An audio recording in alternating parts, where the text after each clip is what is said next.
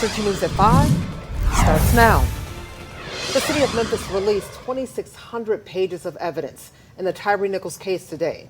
The entire Fox 13 newsroom at that point immediately started digging through to bring you answers tonight. I'm Darcy Thomas. I'm Daniel Wilkerson. Daryl Green has the night off. Over the next 90 minutes, Fox 13 will share new information on more officers involved, how police explain that now infamous video, and piece together answers of why Nichols was stopped. Our investigative reporter, Kayla Solomon, is leading our efforts to dig through those 2,600 pages of documents. Her first look at 5 the other police officers involved in the case.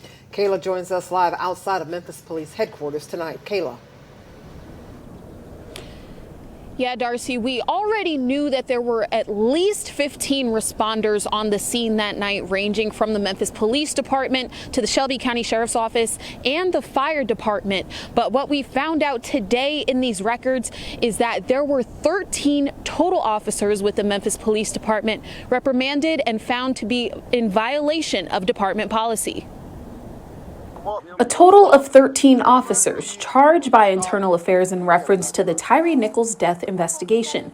5 of them we knew about. The 5 criminally charged in the murder of Nichols: Emmett Martin III, Desmond Mills Jr., Demetrius Haley, Tadarius Bean, and Justin Smith. They were also fired and decertified.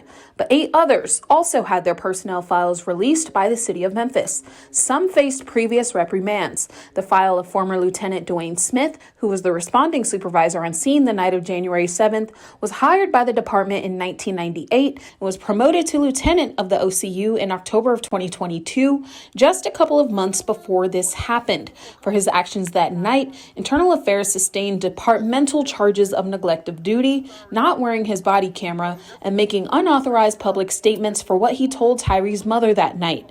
Dwayne Smith retired before he was terminated. Fox 13 also told you before about officers Preston Hemphill and Adrian Blakes, who were both fired for their actions that night, including lying about what happened. Their records were released on Wednesday as well. These new documents also revealed departmental charges against 3 other officers. Officers Irma Montez, Jamil Matthews, and Christopher Wilson were also found to have broken departmental policy by not complying with body-worn camera regulations. Fox 13 confirmed these 3 patrol officers are still on the streets. On Wednesday, we also learned 2 high-ranking officers were disciplined for not following regulations: Major Christopher Money and Lieutenant Colonel Charles Morris. We are working to learn more about their punishments and work status. Now, we have reached out to the City of Memphis to try to get photos of all 13 officers besides the 5 that were arrested and charged. We have not heard back at this point. Coming up in about 30 minutes, I'll walk you through some of the statements that were given the night of Nichols' beating. Darcy. That is Fox 13's Kayla Solomon reporting live downtown tonight. Thank you, Kayla. The records released today detail the actions of police officers, but they also detailed the alleged inactions of firefighters.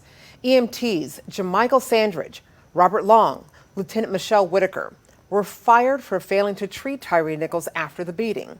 Today's documents include termination letters from Memphis Fire.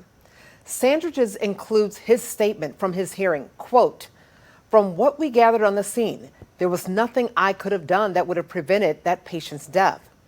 Long blamed Sandridge for his inaction as the EMT in charge, saying, quote, "I was following the lead of my EMT," and said the lieutenant stayed on the engine rather than come help.